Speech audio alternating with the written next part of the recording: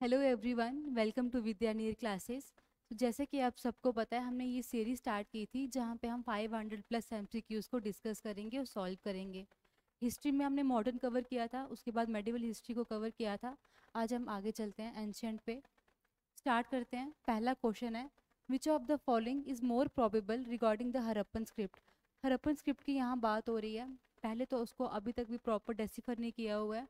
दूसरा, जो हरप्पन स्क्रिप्ट है वो बस्टोफिडन स्टाइल में लिखी हुई है।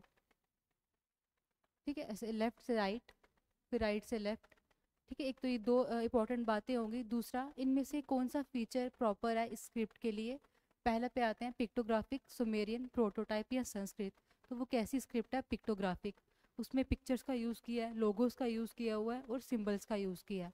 राइट आंसर क्या होगा? ऑप्शन ए। नेक्स्ट क्वेश्चन पे आते हैं। The great bath was found in, तो ये कहाँ पे मिलते हैं हमें? ये बिल्डिंग कहाँ पे मिली है? मोहनजोदारो में। राइट आंसर क्या होगा? Option A. अब ग्रेट बाथ के अलावा मोहनजोदारो में एक तो ग्रेनरी मिली है, उसके अलावा जो ब्रॉन्ज गर्ल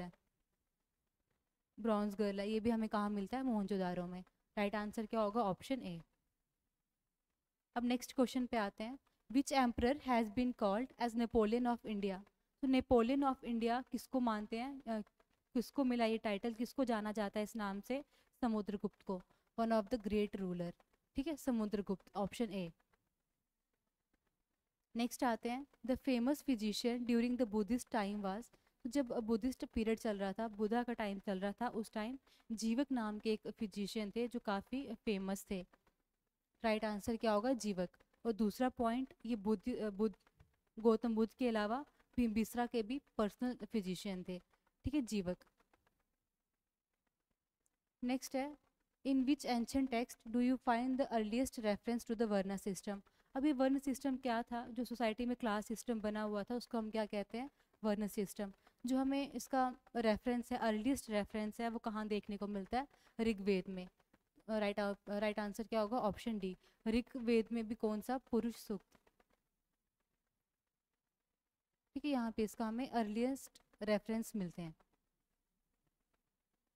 नेक्स्ट आते हैं। How many tirthankara were there in ancient India. पहले तो जो ये टर्म तीर्थंकार है, ये किसके साथ रिलेटेड है? जैनिज्म के साथ। ठीक है, जैन धर्म में हमें ये तीर्थंकार देखने को मिलते हैं। अब ये तीर्थंकार कौन थे? ये बेसिकली उन लोगों को कहा जाता है जिन्होंने डेथ और रीबर्थ के साइकिल को इन्वेट कर लिया हो। ठीक है, उनको हम क्या कहते हैं? तीर्थंकार। तो जैनिज्म में टोटल कितने तीर्थंकार हुए हैं? 24। राइट आंसर क्या होगा? Option b. अब अगर 24 सारे याद ना रहे, एटलीस्ट फर्स्ट और लास्ट। ये कौन थे? फर्स्ट थे ऋषभ, और जो 24 थे लास्ट, वो कौन थे? महावीर। नेक्स्ट क्वेश्चन पे आते हैं। According to the latest excavations, Manda is the which site of IVC. Indus valley civilization की यहाँ बात हो रही है। उसमें जो मांडा है, जम्मू कश्मीर में लोकेटेड है, ये कौन सी साइट है इसकी? Northern most. राइट ऑप्शन क्या होगा? Option c. Manda is the northern most site of IVC. Next question पे आते हैं। The name of our motherland Bharat was first mentioned in. अब जो हमारी मदरलैंड है, हमारी कंट्री है इंडिया, उसको दूसरा भारत के नाम से भी जानते हैं, हमें पता है। अभी जो टर्म भारत है, ये पहली बार कहाँ मेंशन हुई थी? एक विष्णु पुराण, एक टेक्स्ट है। ठीक है, हिंदू धर्म में आता है विष्णु पुराण। वहाँ पे पहली बार मेंशन किया गया था इंडिया को as Bharat.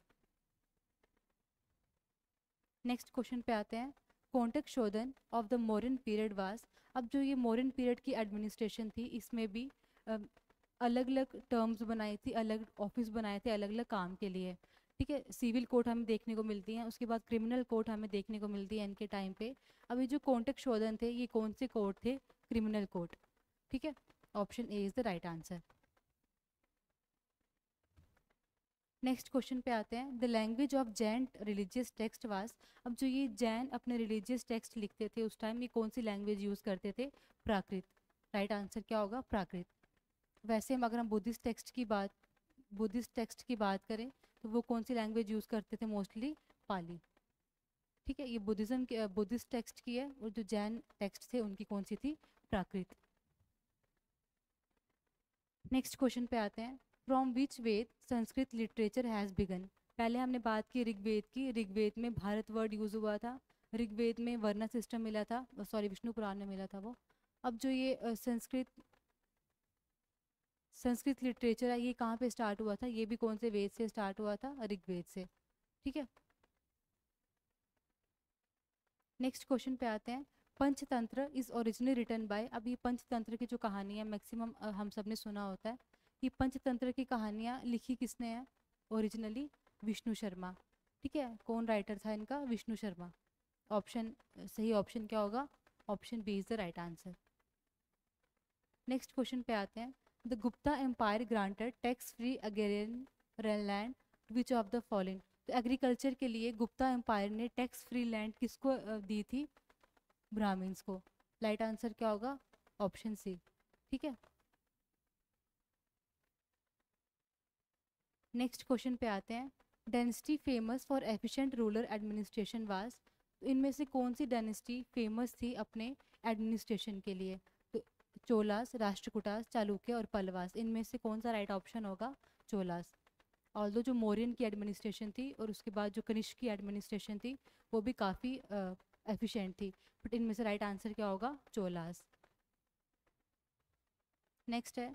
The ancestor of Shungas originated from, अब जो ये शुंगास का एंसिस्टर की यहाँ बात हो रही है, ये कहाँ से ओरिजिनेट हुए थे? पहले तो ये वॉइसराय की तरह काम करते थे मौर्यन टाइम पे, मौर्यन पीरियड पे, और इनके जो एंसिस्टर्स थे वो कहाँ से हम ट्रेस करते हैं? मध्य प्रदेश, उज्जैन से। ठीक है, तो राइट आंसर क्या होगा? ऑप्शन सी, उज्जैन, मध्य प्रदेश। नेक्स्ट क्वेश्चन पे आते हैं। Who is called the second Ashoka, second Ashoka के नाम से हम किसको जानते हैं? चंद्रगुप्त मौर्य को। राइट आंसर क्या होगा? Option b. नेक्स्ट क्वेश्चन पे आते हैं। Which metal was first use by the वैदिक पीरियड, तो वैदिक पीपल, तो जब वैदिक एरा आया था, जो वैदिक लोग थे उन्होंने सबसे पहले कौन सा मेटल यूज़ किया था? कॉपर। राइट आंसर क्या होगा? Option c. ठीक है, कॉपर उन्होंने सबसे पहले यूज़ किया था, सबसे पहला मेटल जो उन्होंने यूज़ किया था वो कॉपर था। नेक्स्ट आते हैं। Buddha gave his first religious message eight, तो बुद्धा ने जो अपना पहला रिलीजियस मैसेज था वो कहाँ पे दिया था? सारनाथ में। तो राइट आंसर क्या होगा? Sarnath, option D. ठीक है, क्वेश्चन आया हुआ है पहले भी। नेक्स्ट क्वेश्चन पे आते हैं। Who was called the India's Napoleon because of his victories, हमने पहले भी बात की, नेपोलियन किसको कहते हैं इंडिया का नेपोलियन? समुद्रगुप्त को। ठीक है, one of the great rulers. Next आते हैं। कोई क्वेश्चन मिस हुआ? नेक्स्ट है। Epigraphy is known as, epigraphy हम किसको बोलते हैं? जो हम इंस्क्रिप्शंस की स्टडी करते हैं उसको हम किस नाम से बुलाते हैं? एपिग्राफी। राइट आंसर क्या होगा? Option B. ठीक है, स्टडी ऑफ इंस्क्रिप्शंस, एपिक्स की नहीं, study of inscriptions, option b. Next question पे आते हैं। Who was called the Licchavi दोहित्रा, तो लिच्छावी दोहित्रा हम किसको कहते हैं? समुद्रगुप्त को। ठीक है, इनको इस नाम से क्यों बुलाया जाता है? क्योंकि जो इनके मदर थे वो कौन सी फैमिली को बिलोंग करते थे? लिच्छावी। ठीक है, इसलिए इनको क्या कहते हैं? Lichchhavi dauhitra. Option D is the right answer. Next is which ruler murdered his father Bimbisara to ascend the throne, अब बिम्बिसरा का जो के जो बेटे थे जिन्होंने अपने फादर को मार के थ्रोन लेना चाहा वो कौन थे? अजात शत्रु। ठीक है, बिम्बिसरा का बेटा कौन था? अजात शत्रु। इन्होंने बाद में अपने फादर का मर्डर किया था। ठीक है, नेक्स्ट है। Sangam age is associated with the history of, Sangam age की अगर हम बात करें तो ये एज कहाँ से इनिशिएट होती है? कहाँ पे हम इसकी इस्टेब्लिशमेंट देख सकते हैं? तमिलनाडु में। ठीक है, south India, in the state of Tamil Nadu. तो राइट आंसर क्या होगा? Option C. नेक्स्ट है। The Greeks were driven out of India by, अब जो ग्रीक्स की इन्वेजन हुई थी इंडिया पे, लास्ट ग्रीक, जो लास्ट ग्रीक ने रूल किया था उनको किसने निकाला था इंडिया से? किसके साथ इनका फेस ऑफ हुआ था? चंद्रगुप्त मौर्य के साथ। ठीक है, निकेटर के साथ इनका लास्ट फेस ऑफ हुआ, उनको डिफीट करके ग्रीक्स को इंडिया से ख़त्म किया था इन्होंने। राइट ऑप्शन क्या होगा? Answer A. Next is which of the following is the port town of Indus valley civilisation, तो अगर हम पोर्ट टाउन की बात करें आईवीसी की तो कौन सा है? गुजरात में एक सिटी थी, गुजरात की एक जगह है लोथल। राइट आंसर क्या होगा? Option B. ठीक है, ये पोर्ट टाउन था इंडस वैली सिविलाइजेशन का। नेक्स्ट क्वेश्चन पे आते हैं। Which of the following coins were issued in the silver during the Gupta period, Gupta period की अगर हम बात करें तो इन्होंने रुपेक एक कॉइन इशू किया था जो एक सिल्वर कॉइन था, ठीक है, रुपए। ऑप्शन देखते हैं, ऑप्शन सी, ठीक है, दिनार गोल्ड कॉइन थे, सिल्वर कॉइन कौन से थे, रुपए। नेक्स्ट क्वेश्चन पे आते हैं, in which state was the Nalanda university located in India. तो ये जो नालंदा यूनिवर्सिटी है ये कौन सी स्टेट में है, बिहार में, ठीक है, कुमार गुप्त ने ये इस्टेब्लिश की थी, उसके बाद इसको बाद में डिस्ट्रॉय कर दिया गया था। नेक्स्ट क्वेश्चन पे आते हैं, who wrote the Milind Panha. दोबारा से यहाँ पे क्रिएशन की बात हो रही है, तो मिलिंद पन्हा किसने लिखी हुई है, नागसेना ने, ठीक है, और ये कैसा, ये किसके बारे में है, ये एक बुद्धिस्ट रिलीजियस टेक्स्ट है। नेक्स्ट बात करते हैं, the gold coins of Gupta dynasty were known as, अभी पीछे हमने डिस्कस किया, रुपए सिल्वर कॉइन्स को बोलते थे और दिनार गोल्ड कॉइन्स को बोलते थे। तो नेक्स्ट क्वेश्चन पे आते हैं, last question, who introduce the gold coins in India.